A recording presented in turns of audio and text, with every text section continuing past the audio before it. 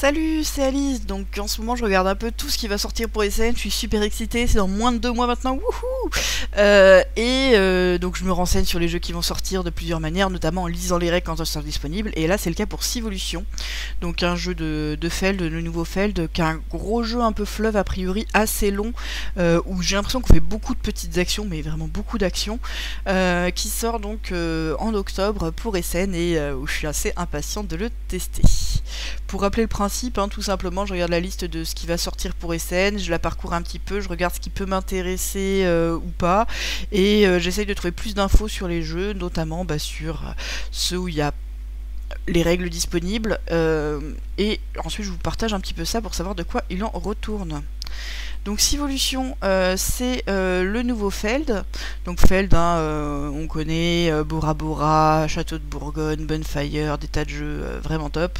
Et c'est pas ses éditeurs habituels, mais Deep Print Games, ils font vraiment des trucs chouettes. C'est distribué par Pegasus. Bref, il y a quand même un peu du beau monde derrière, j'ai envie de dire. Voilà, donc les règles sont disponibles, il y a un lien sur le forum, ça mène vers le site où j'ai récupéré les photos aussi un peu pour expliquer derrière. Et donc la règle est disponible et elle est assez lisible. Il y a juste un petit truc qui peut être un tout petit peu perturbant, c'est qu'il y a différentes boîtes, un peu j'ai envie de dire à la Queen Game, même si c'est pas Queen Game cette fois-ci, pour rappeler les résumés de règles et pour mettre un peu à part les points de règles particuliers pour que quand on recherche plus tard dedans un point de règle, on le trouve facilement avec des index en haut des pages. Donc ça a l'air d'être plutôt agréable une fois qu'on a lu la règle. Ça induit une mini lourdeur au début de la lecture, mais franchement tout est extrêmement bien illustré, tout est expliqué, il y a peu d'ambiguïté ou pas d'ambiguïté, en tout cas j'en ai pas vu sans j'y jouer. Je pense vraiment qu'elles sont assez chouettes et bien travaillées ces règles. Et donc je vais vous expliquer un peu de quoi il en retourne. Hop. Alors je vais reprendre les images. Donc Civolution, comme son nom l'indique, ça va être un jeu de civilisation, avec un plateau central dans lequel on va avoir des meeples qui vont se déplacer, qui vont un petit peu pouvoir s'attaquer, s'affaiblir quand ils occupent des positions, pas quand ils sont au milieu de nulle part.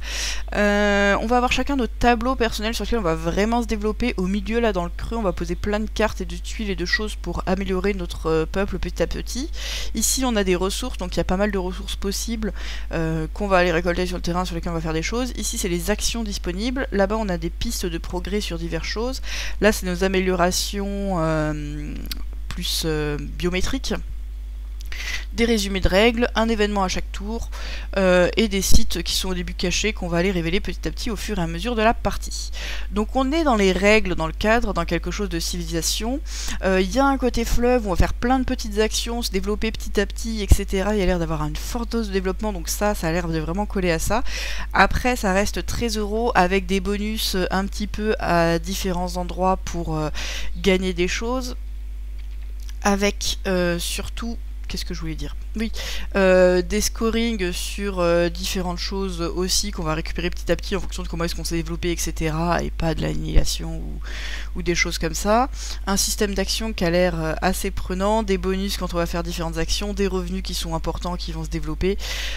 Le tout a l'air en feeling assez euro. Je pense aussi qu'il y a des agressions sur la carte, mais que c'est pas très agressif. L'exploration, pareil, est assez light, ça va donner des bonus ou des malus au territoire adjacent. Voilà, donc tout ça, ça a l'air bien chouette.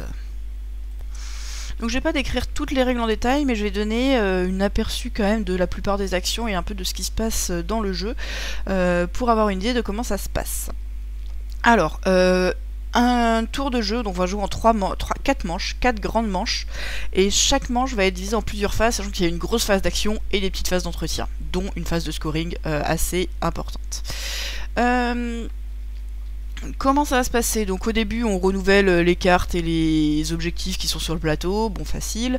On a chacun une ressource bonus qui correspond à celle d'un territoire sur lequel on est présent, bon, pas grand chose. On va faire une grosse phase d'action, je vais y venir, qui va être menée par nos dés mais qu'on va pouvoir pas mal modifier. Après il y a des emplacements sur la carte qui vont faire des bonus ou malus à chaque tour, ça va s'appliquer. On va devoir nourrir notre population, on va appliquer un événement et surtout faire des points selon une des catégories de la partie. Donc il va en tout y avoir 8 catégories de scoring, 9 catégories de scoring. Pendant la partie, on a 4, manche 1, manche 2, manche 3, manche 4 qui vont être scorées, qui vont rapporter des points en cours de partie pour ça. Toutes les catégories vont rapporter des points en fin de partie, mais il y en a 3 autres qui vont rapporter double de points en fin de partie.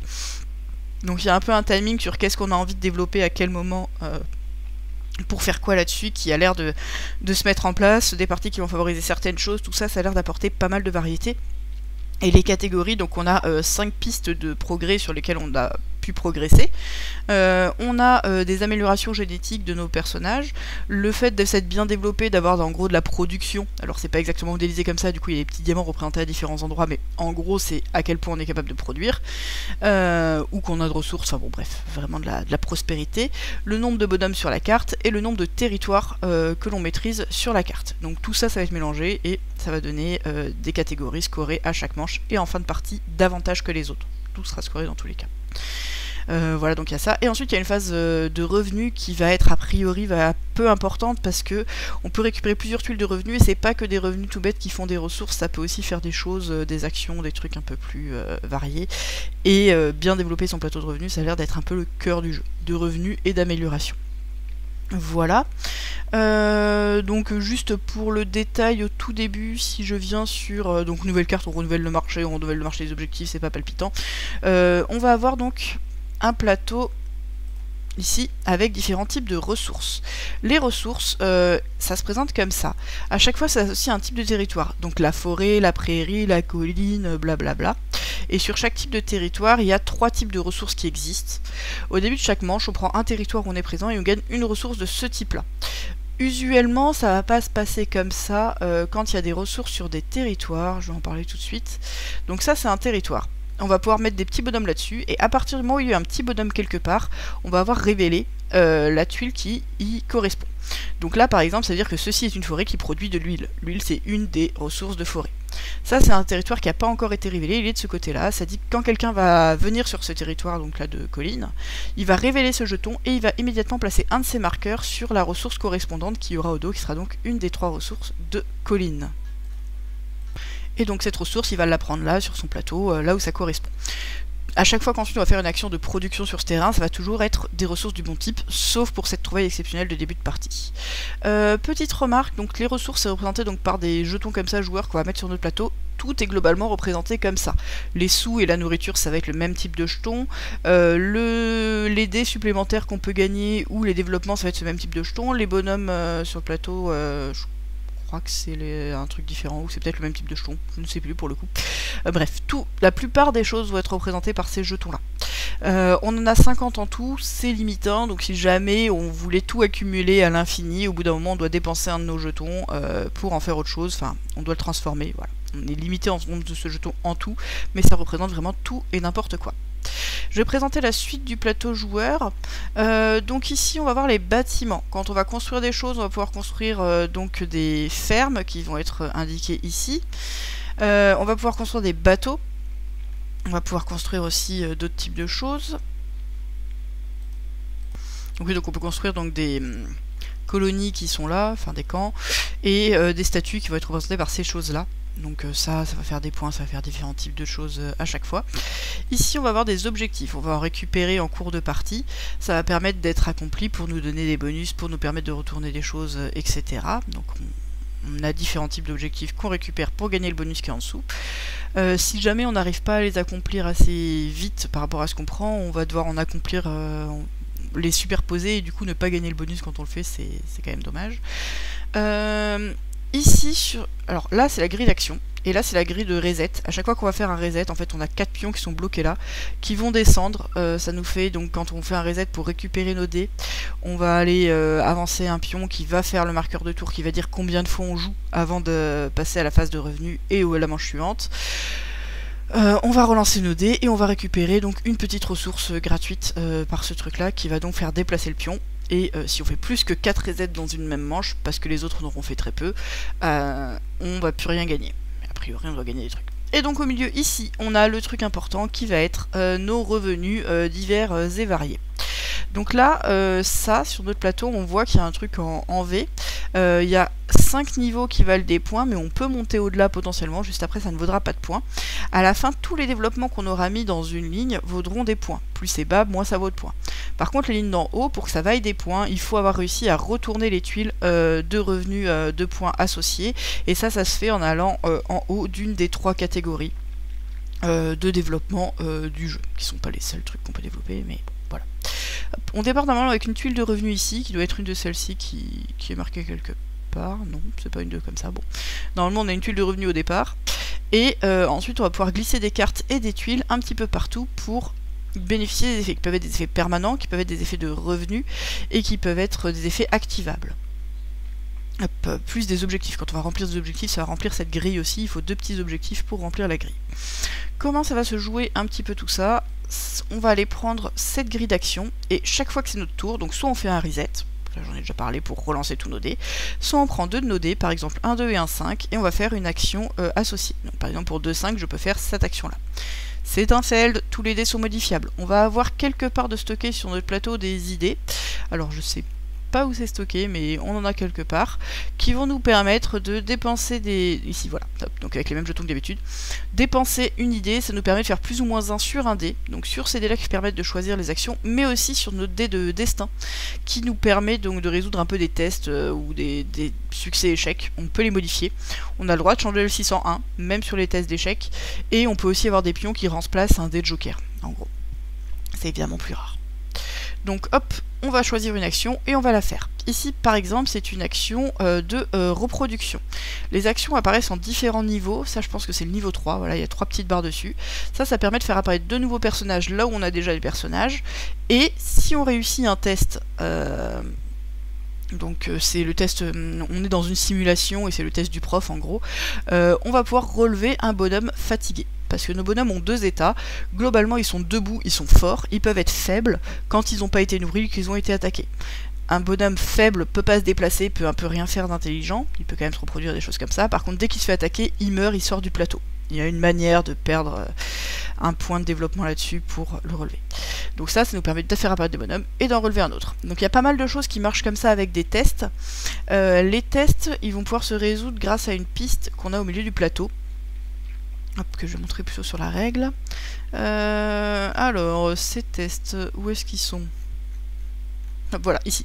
On va avoir une piste qui va ressembler à ça, on va avoir un certain niveau sur cette piste.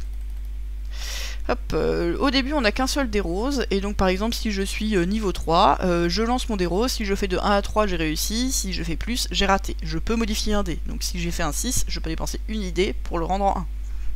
Facile. Donc ça avec les idées, il va quand même donner pas mal de flexibilité pour réussir les tests. Et on peut monter sur cette piste. Quand un bonhomme doit mourir, on a le droit de reculer sur cette piste pour le sauver. Voilà. Et de base, on a un dé, mais il y a une manière de se développer pour en avoir plus. Et dans ce cas, on garde le meilleur résultat, celui qui nous arrange à chaque fois. Du coup, il y a du hasard de résolution, quand même avec pas mal de garde-fous autour. Et en général, les actions principales n'utilisent pas ce test. C'est toujours sur une action supplémentaire un petit peu à côté. Voilà. Donc là déjà on a vu comment on pouvait faire arriver de nouveaux personnages sur le plateau. Maintenant, ici en bas, on va avoir, donc toujours pour des doubles, le fait de développer des choses, donc on joue vraiment un peu méta des espèces de dieux, donc on va pouvoir développer aussi des caractéristiques physiques, développer le cerveau, développer l'agilité, développer ce genre de choses. Pour ça, pour un double, on va rajouter un jeton dessus, ça va nous développer ces caractéristiques, qui nous permet plus tard d'avoir des cartes d'amélioration quand on obtient certains... Il faut avoir une combinaison présente, mais on va pas forcément les dépenser, on va dépenser qu'un seul, et ça nous permet d'avoir des trucs de mieux en mieux comme ça, d'obtenir des gros objectifs. Il y a une action libre ici, qui est un peu l'action de la loose, mais ce qui nous permet pour 2 dés n'importe lesquels de récupérer un dé de joker pour plus tard, qui se stocke à l'infini, c'est l'avantage, ou 2 idées. Voilà. On a pas mal d'actions qui sont comme ça en l'un ou l'autre. Je vous ai dit qu'il y avait des niveaux 1, des niveaux 2, des niveaux 3, parce qu'il y a une action qui permet donc de développer son plateau. Je vois pas où elle est, mais elle doit exister quelque part. Et qui va nous permettre donc de remplacer un niveau 1 par un niveau 2, ou un niveau 2 par un niveau 3. C'est toujours la même action qui est déclinée, mais on va faire plus de choses niveau 2, plus de choses niveau 3. Par exemple là, la reproduction qu'on a vue, c'est une reproduction niveau 3. Si je prends la reproduction niveau 1 correspondante... Hop, je crois que c'est juste au-dessus... Voilà, donc la reproduction de niveau 1, c'est faire apparaître un nouveau personnage là où on en a un. Le niveau 2, ça va être faire apparaître un nouveau personnage et faire un test pour en faire apparaître un deuxième. Le niveau 3, c'est en faire apparaître deux et faire un test pour en relever un. Des fois, c'est dans ce sens-là où on a des tests quand on monte en niveau. Des fois, on a des tests au début qui deviennent des réussites sûres plus tard. Donc, faut un peu, à mon avis, se familiariser avec un peu toutes ces tuiles qui existent. Et je vais peut-être partir de la règle pour expliquer un peu les autres actions, ce sera plus net. Donc là, on a vu la procréation. Comme vous le voyez, il y a plein d'exemples dans la règle, c'est pas mal. Alors, la migration. Ça permet de déplacer un bonhomme. Donc on va prendre un bonhomme d'une région, on va le mettre sur une région adjacente tout simplement. Et en fait, sur cette région, sur toutes les régions, il y a des petits emplacements qui sont désignés par des ronds. Okay, donc on a des petits ronds comme ça sur lesquels on va placer nos bonhommes. Il y a un rond qui rapporte des points quand on se pose dessus, et il y a des ronds qui rapportent rien. Quand on se place quelque part, si on se place sur quelque chose de disponible, rien de spécial, juste si la tuile de la région n'était pas encore révélée, on la révèle, on gagne une ressource gratuite. Sinon, on peut aller se mettre sur la case de quelqu'un d'autre. Dans ce cas, qu'est-ce qui se passe? Ça fait que celui qu'on a attaqué passe dans la nature, et celui qui a attaqué devient faible, affaibli. Donc il s'est blessé en attaquant, et ça a fait fuir les autres. Ce qui veut dire qu'il va mourir plus facilement et qu'il ne peut plus faire de grosses actions. Donc quand même on se met un peu en danger en attaquant les autres. Mais ça nous permet de leur piquer leur place, notamment la place à points, je pense, va être plus contestée que les autres. Selon les endroits. On démarre tous de 2 endroits sur la carte et après on va faire un peu autre chose. Donc ça, on a vu comment on se déplace, on a vu comment on se reproduit, on a vu les tests de faveur. On va produire. Donc produire, ça va être la manière de récupérer des ressources. Donc les ressources, on les a vues, ils arrivent sur notre plateau, mais avant d'arriver sur notre plateau, ils vont arriver sur la carte. On va avoir des ressources un peu comme dans Side qui vont être stockées sur la carte, mais qui vont pas être volables. Quelque part où on a des bonhommes, peu importe, soit debout, couché, voilà, on va faire apparaître des ressources comme ça au milieu de l'espace. De base, on en fait apparaître 2, et si on réussit un test, on peut en transporter une. Transporter une, ça veut dire on la prend et on la met sur notre plateau là où elle va être utilisable. Donc les ressources ici sont utilisables, celles qui sont encore sur le plateau, est-ce que j'ai l'image? Voilà. Hop, celles qui sont sur le plateau ici comme ça ne sont pas utilisables, c'est très flou mais voilà, ça existe. Donc ça c'est une ressource jaune, on voit pas du tout quel type, mais voilà, ce n'est pas utilisable. Et donc on en fait apparaître des nouvelles comme ça. Quand on monte niveau 2 et 3, évidemment on en fait apparaître plus. Il y a des petits trucs sur les bateaux ça compte comme un territoire du type qu'on veut autour, ça commence avec une ressource déjà produite, et ensuite ça va pouvoir, quand on les construit, en gros elles arrivent avec une ressource juste à transporter, plus tard on va pouvoir en faire d'autres. À plus gros niveau, on produit plus, on transporte un peu plus, mais vraiment transporter c'est pas le cœur de l'action, parce qu'on a une autre action qui permet donc de transporter. Cette autre action qui permet de transporter, simplement elle nous permet de récupérer plein de cubes du plateau vers chez nous. Donc 3, 6 ou tous. Voilà. Ensuite on va avoir quelque chose pour relever les bonhommes. Donc ça permet soit de relever des bonhommes, soit de faire une chasse. Faire une chasse, ça permet de récupérer de la nourriture. La nourriture, ça sert à manger. À la fin de chaque manche, on doit nourrir nos bonhommes. Si on n'y arrive pas, ils vont s'affaiblir ou mourir s'ils étaient déjà faibles. Comment ça va se passer? On va désigner un territoire où on a au moins un bonhomme et on va chasser dessus. On va faire un test de réussite avec le dé rose qu'on peut modifier comme d'habitude. Et là, on va consulter la table de comment est-ce qu'on chasse sur cette région. Par exemple, sur l'eau, si on fait une chasse et qu'on a eu 3 de résultats, on gagne 4 nourritures. Je vais dépenser une idée pour en faire un 5, pour en faire un 4 pour gagner 5 nourritures. Ça nous permet comme ça de récupérer donc des nourritures qu'on va stocker dans notre bol de nourriture, ce qui va nous faire du développement si nous en reste en fin de manche pour le scoring de prospérité, mais ce qui va aussi surtout nous permettre de nourrir nos bonhommes sans subir de dégradation des bonhommes. L'eau globalement c'est un territoire qui est mieux que les autres, j'ai l'impression. Mais du coup dessus il y a les bateaux qui sont un peu plus compliqués à utiliser qu'autre chose. Les bateaux ne se déplacent pas, ça dit juste qu'on a accès à cette mer et qu'il va se passer des choses. De toute façon les zones de mer sont en général des zones de mer isolées. Voilà, donc ça c'était les chasses. Une fois qu'on a chassé sur un territoire, il va être utilisé, on va mettre un petit jeton dessus et on va pas pouvoir le réutiliser avant la fin de la manche. C'est à la fin de la manche qu'il sera nettoyé et qu'on enlèvera tous ces marqueurs. Je sais pas s'il y a un exemple, mais je crois pas qu'il y ait d'exemple, mais bon, bref. On met un marqueur pour dire le territoire a déjà été chassé cette manche-ci.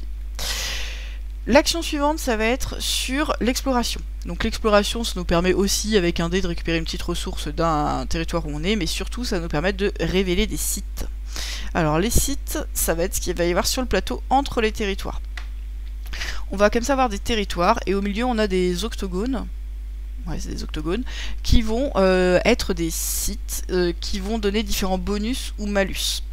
Une action d'exploration nous permet de retourner tous les sites adjacents de quelque part où on est. En général, c'est des bonus, des fois ça peut être des malus. Ça peut être des sites de construction sur lesquels on va construire notamment nos campements et nos statuts, qui vont être un début du jeu, mais ça peut être les trucs autour vont gagner plus de nourriture, enfin payer moins de nourriture, ça peut être des raccourcis, ça peut être des malus quand on va faire telle ou telle chose, voilà.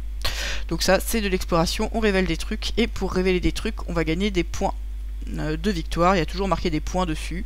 Je suppose que quand c'est négatif, on a plus de points que quand c'est positif, mais voilà. J'ai pas joué, ça je ne sais pas trop.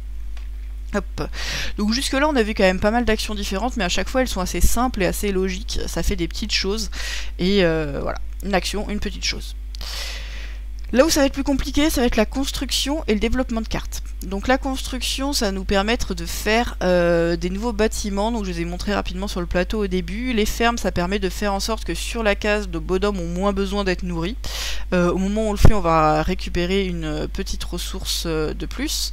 Les bateaux, ils vont arriver sur l'eau assez logiquement. Et ça va permettre donc de récolter à partir de là, mais il faut avoir un bonhomme de base à côté. Il peut y avoir des bonhommes qui sont sur le bateau, ça nécessaire pour pouvoir exploiter l'eau. Et en gros, ça permet de se déplacer un peu à travers cette eau en 2 points de mouvement. Voilà, donc ça fait apparaître des petits bonhommes sur le bateau de base, des petites choses.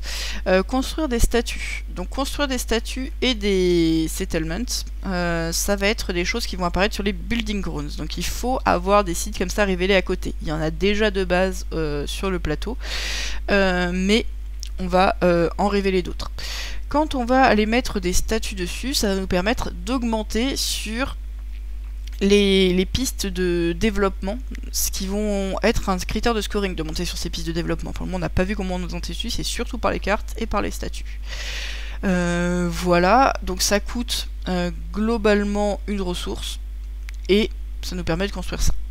On peut également construire des campements. On peut avoir qu'un seul campement par site de construction, et maximum 2 éléments. Donc faire 2 statues, ou un campement, une statue, voilà. Ça va nous coûter donc des ressources qui sont indiquées sur le plateau. Plus on en a construit, plus c'est cher, je crois. Et on va le mettre par là-bas.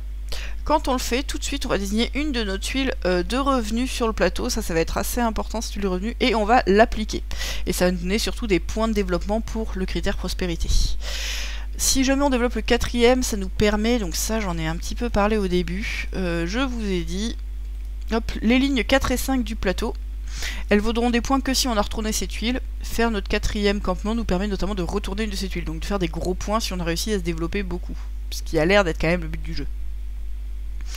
Hop, voilà, et ça fait des points de prospérité. Les incomes, je vais en parler juste après. Hop. Quand on va les installer. Hop. Je vais en parler tout de suite, parce que c'est là qu'on... En fait, ici, on récupère et on installe un income. Donc ça... On va pouvoir en récupérer, donc sur le plateau, il y a un petit display, donc c'est au moment où on fait des settlements qu'on va faire ça, qu'on va faire du revenu.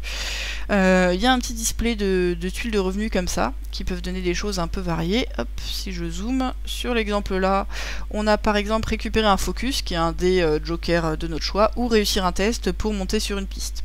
Ça vaut aussi des points de victoire, toujours à la place. On fait soit l'action principale, soit on gagne des points. Si notamment on n'a pas les dés pour faire les tests, enfin pas les bonus à ce moment-là, qu'on n'a pas envie de le risquer. Ouais, il peut se passer des choses. Souvent, donc, il va falloir faire des tests. Ces tuiles, on va les mettre sur notre plateau, donc comme le reste, ça va prendre l'emplacement. Et ça, il y a un truc que j'ai pas dit du tout, qui va arriver bientôt. C'est qu'en fait, sur ces colonnes, elles vont toutes être spécialisées. Donc par ligne, ça fait des points, par colonne, c'est spécialisé. On va avoir une colonne verte, une colonne bleue, donc sur les cartes, ce qui vont être des types de cartes un peu différentes. On va avoir une colonne à revenus et une colonne à objectifs. Ok, donc il y a des colonnes où on va monter plus ou moins facilement... en fonction d'où est-ce qu'on choisit de répartir pour faire plein de trucs d'un même type, ou alors se dire qu'on va faire moins mais qu'on nous rapporter les points plus vite. Bref, plein de possibilités là-dessus. J'ai dit n'importe quoi, les tuiles de revenus c'est les seuls trucs qui peuvent se mettre sur toutes les colonnes. On a une colonne à objectif et une colonne par couleur. Mais les tuiles de revenus on peut les mettre partout. Au moment où je la place, je gagne ce qui est marqué dessus. Donc toujours pareil, je fais soit le bonus principal, soit les points. Et à la fin de chaque manche, je vais pouvoir regagner toutes mes tuiles de revenus, ce qui a l'air de potentiellement faire pas mal de cumul. il y a aussi quelquefois des petits bonus qui me permettent d'en activer une. J'en choisis une et je gagne ce qui est marqué dessus. Donc ça, c'est les tuiles de revenus. Hop, qu'on va gagner en faisant des settlements. Et ensuite, on va voir plusieurs actions de cartes. Donc il y a plusieurs actions qui montrent installer une carte. Est-ce qu'il y avait un exemple? On va prendre un exemple sur l'image. Hop. Donc ça, on le retrouve sur toutes les colonnes, enfin non, sur la colonne du fond. Ici, on a appliqué un de nos revenus et posé une carte marron, déplacer une de nos améliorations biologiques et faire une carte verte, gagner 3 idées, non pas et, c'est un ou à chaque fois, hein, ou faire une carte orange, faire une construction ou alors faire une carte bleue, gagner des nouveaux dés. Donc il y a des nouveaux dés au milieu. Au début on démarre avec 6 dés blancs, 1 dé rose, on peut en gagner d'autres. Si jamais il y en a plus disponible au milieu, on le prend, c'est celui qui en a le plus. Ou alors faire une carte violette. Donc ça, il va voir toutes les actions de cartes. Je parlerai après des autres petites actions que j'ai pas encore expliquées. Les actions de cartes, à chaque fois, ça va marcher de la même manière. Il faut qu'on ait des cartes en main. Au début, on en a, et il va y avoir une autre action plus tard pour récupérer des cartes depuis le display. Donc la carte, truc récupérer des cartes. Est-ce que je la vois quelque part ici? C'est donc récupérer une carte d'un des paquets. Ou alors, on en pioche 2 au hasard et on en garde une. Quand on améliore, on va pouvoir effectivement piocher plus ou parmi plus de cartes. Hop. Donc, quand on installe des cartes, donc il faut installer sur la bonne colonne, qu'elle est dans la bonne thématique. Par contre, on peut aller aussi haut que ce qu'on veut. Et ces cartes vont avoir un coût. Le coût des cartes, il va être indiqué dans des cartouches qui vont ressembler à ça, verticalement. Si on veut l'installer niveau 1, ça a un certain coût. Niveau 2, ça a un coût cumulé de première colonne. Niveau 3, ça a un coût cumulé des 3 premières colonnes. Etc. Des fois il y a des bonus qui permettent de dire je choisis un des emplacements que je ne paye pas. Tous les emplacements que j'ai payés, je vais marquer les points dessus. Ça peut être soit des choses à payer, soit des choses à avoir. Par exemple, avoir développé de l'agilité. Ok, pour 2 points. C'est cumulatif, etc. Sur les conditions comme ça, on va poser la carte et on va faire ce qui est marqué dessus. Alors il y a plusieurs types de cartes qui vont pas forcément s'appliquer au même moment. Quand on est à des meilleurs niveaux, on peut avoir une réduction. Donc, et sur les cartes, on va avoir des choses qui vont s'appliquer. Est-ce que j'ai des exemples ici? Non. À différents moments. Donc là, les cartes avec ce symbole-là, c'est des cartes activables quand on fait un symbole d'activation quelque part. Il y a une des cartes qui permet de dire ça. Faire une action d'activation pour aller faire des choses. Non, ça n'a pas de pouvoir. Bon, des fois, il y a des pouvoirs d'activation. Il y a des pouvoirs permanents qui vont améliorer telle et telle action. Il y a des pouvoirs, je crois tout de suite, quand on gagne quelque chose, mais dans ce cas, c'est marqué en bas de la carte et pas au-dessus de la carte. Hop. Il y avait des exemples, voilà. Souvent, ça va faire monter sur les pistes, ce qui est quand même un des buts quand on fait ça, sur les pistes de développement. Et ensuite, on la met au-dessus, on va bénéficier du pouvoir que ça va nous donner. Donc, monter sur les pistes, c'est surtout grâce aux cartes, et je suppose grâce aux cartes de même couleur, principalement. Voilà, donc j'ai pas vu les cartes, hein, j'ai pas joué au jeu. La planification, ça nous permet de récupérer des objectifs, d'avoir des objectifs, de réaliser des objectifs plutôt, donc parmi les objectifs qu'on a récupérés, on va pouvoir les réaliser pour les mettre sur notre colonne à objectifs. Ça va nous donner un bonus qui va nous permettre d'upgrader une action. Et c'est comme ça qu'on va nous permettre d'avoir des actions niveau 2 et 3 dans notre plateau. Donc ça c'est quand même pas rien. Je crois que c'est pas la seule manière. Et voilà, en gros. Donc pour ça, il faut avoir un certain objectif accompli. Par exemple, posséder tel ou tel type de truc ou dépenser tel ou tel type de truc. Et on installe l'objectif. C'est très feldien, ça, apparemment. Hop, voilà. Donc quand on nous demande d'upgrader un objectif, on peut passer un niveau 1 en niveau 2 ou un niveau 2 en niveau 3. Le niveau 1 les retourne, niveau 3 on va aller chercher ailleurs, mais ça c'est pas une grande importance. Et donc on va avoir des attributs quelque part. Alors, il y a des endroits où on va pouvoir par exemple améliorer notre agilité, développer des ailes, des choses comme ça. Quand on a un peu des caractéristiques physiques suffisantes, on va pouvoir débloquer des caractéristiques principales. Et là, on va pouvoir récupérer un attribut. Donc les attributs, ça s'installe dans la colonne correspondante. Pareil, c'est un type de colonne. Et ça va a priori donner des avantages permanents assez importants sur comment est-ce qu'on va se déplacer, tout ça. Et là, il faut juste cumuler un truc du bon type. Et on en perd un seul. Voilà, en gros, récupérer des cartes, j'en ai déjà parlé. Récupérer des dés, j'en ai parlé. Tout ça, j'en ai un peu parlé. Hop, donc là on a parlé en gros de toutes les actions qui existent dans le jeu. Donc il y en a qui nous permettent par exemple d'activer certaines cartes comme ça, qui dit monter sur une piste. Des fois ça va nous dire différentes choses. Il y a quand même un côté, je l'ai pas dit, achat et vente. Donc on a une action achat et vente, donc on peut aller vendre des ressources pour des sous, puis acheter des ressources pour des sous. Il y a une petite subtilité que quand on fait un achat, on peut vendre et pour des sous et pour des points en une seule action. Par contre, quand on fait une vente, par contre quand on achète un seul type de ressources qui coûte plus ou moins cher en fonction de si elle est en haut ou en bas. Ça nous permet d'un peu répartir nos ressources pour avoir des choses. Voilà. C'est une possibilité dans le jeu, c'est une vente à la banque. Il n'y a pas d'échange entre les joueurs. Voilà. Et dernière action possible, c'est de ne pas jouer nos dés sur une action, parce que donc le dé on les pense 2 par 2, au début on en a 6, donc en gros toutes les 3 actions il faut faire un reset, même si on peut récupérer plus de dés, qu'on peut avoir des trucs de focus, voilà, mais ça va des fois être un peu plus long, mais en gros c'est ça, on a le droit de faire un reset avant, quand il nous reste maximum 2 dés, 3 dés. Voilà, donc on peut pas le faire au tout début, mais assez rapidement on va pouvoir les faire.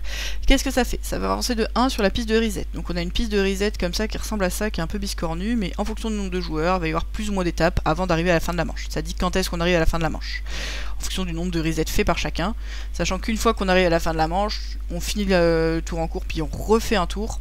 Donc sur 4 manches en tout dans la partie, ça a l'air de faire beaucoup d'actions par joueur.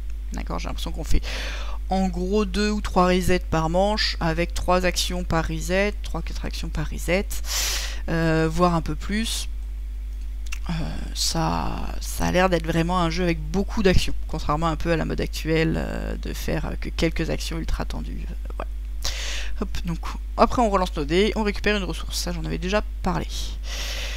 À la fin de la phase, une fois qu'on arrive à la fin, ça va donc déclencher ce qui se passe sur les scorings. Première chose, on active les sites. Par exemple, il y a des sites qui demandent de payer la nourriture autour, il y a des sites qui vont rapporter des points pour nos présences autour en fonction du type de territoire, etc. Il y a d'autres types de terrains aussi qui font des choses tout de suite ou plus tard, ou des modificateurs. On doit nourrir nos tribus. De base, un Gus, il mange une nourriture, sauf s'il est dans le wilderness. Alors ça, j'en ai rapidement parlé, c'est quand on va aller chasser les autres. Hop, quand j'arrive sur un emplacement, quelque part ici, soit je me mets sur un emplacement rond où il y a la place, soit je me mets sur un emplacement où il y a quelqu'un, et dans ce cas je le pousse à l'extérieur. L'extérieur c'est le monde sauvage. Ceux qui sont dans le monde sauvage doivent se nourrir plus, mais celui qui a attaqué était déjà affaibli. Hop, c'est pas ça, voilà. Et donc je dois nourrir des personnages, pour quand il me manque de la nourriture, j'affaiblis le personnage, donc potentiellement il va mourir, potentiellement je peux reculer sur ma piste de destin pour qu'il ne meure pas. Les fermes permettent de nourrir moins. Voilà. Ensuite, on va marquer des points pour tous les personnages encore forts, donc ceux qui ont toujours été nourris ou qui ont été restaurés à un moment. On va vérifier le temps. Donc il y a, Jazz, je l'ai pas dit, au début de la manche, on va tirer une carte événement. La carte événement, elle va faire bouger le temps et donner une récompense à celui qui a le plus ou pour chaque élément de quelque chose. Ça, on le sait au début de la manche, sur quoi ça va s'appliquer. Donc ça va faire varier cette météo à la fin de la manche, qui va donner un bonus ou un malus à tout le monde, en fonction de s'il fait trop chaud, trop froid, un temps correct. Voilà, donc soit du revenu, soit des activations, soit perdre des bonhommes et des nourritures. L'événement donc va soit récompenser quelqu'un, soit récompenser tout le monde avec des points et des ressources pour ceux qui ont quelque chose, qui ont des fermes, qui ont le plus sur tel type de revenus, etc. Et donc il y a la catégorie de chaque manche. Par exemple, si je suis à la manche où on score des points pour les bonhommes, et ben on va marquer 4 points par bonhomme à la manche 2. Voilà. Donc ça, j'en ai déjà parlé du fait qu'il y ait différents types de scoring. Et ensuite, on fait nos revenus. Donc là, on va appliquer chacune de nos tuiles de revenus un petit peu partout sur notre plateau, qui vont globalement nous donner des ressources, mais potentiellement des actions. On va marquer nos statuts. Donc les statuts qu'on a construits sur les sites de construction, en faisant une action construire, ça nous rapportait chacune des points en fonction de la piste de destin, à quel point on avançait dessus. Donc il y a une corrélation entre ces éléments-là. On enlève les chasses qui disaient qu'on avait déjà chassé ce tour-ci, on peut plus rechasser. Et on remet nos jetons reset au départ. Ok, donc on remet des jetons. Donc tout ça c'est assez gentillé, à part le scoring de statut et les revenus. Ok, hein, quand même. On joue comme ça pendant 4 manches, et à la fin des 4 manches, on va aller regarder en bas du plateau tous les points pour chacune des catégories. Donc toutes les catégories vont nous rapporter des points, et il y aura eu au début de partie 3 catégories qui vont être doublées par rapport aux autres. On score tous nos points comme ça, et on score notre tableau. Donc en fonction des colonnes, des lignes dans lesquelles on est, ça va nous faire des points. Et si on a réussi à retourner les tuiles de revenus là-haut, j'ai pas parlé des deux autres manières de les retourner, mais je m'en souviens presque. Mais bon, en gros, c'est en étant un peu à fond dans certaines catégories hein, qu'on va pouvoir retourner ces tuiles de points. Et ça va nous scorer à chaque fois, donc par ligne, le nombre de points en fonction de ce qu'il y a marqué dessus. Celui qui a le plus de points gagne. Il y a une description après des sites qui peuvent faire différents types de bonus, plus de nourriture quand on chasse, on n'a pas le droit de faire des fermes autour et ça détruit les fermes. On va pouvoir reconstruire des bonhommes, des choses comme ça. Hop, donc il y a tout type de choses là-dessus. Et puis c'est tout.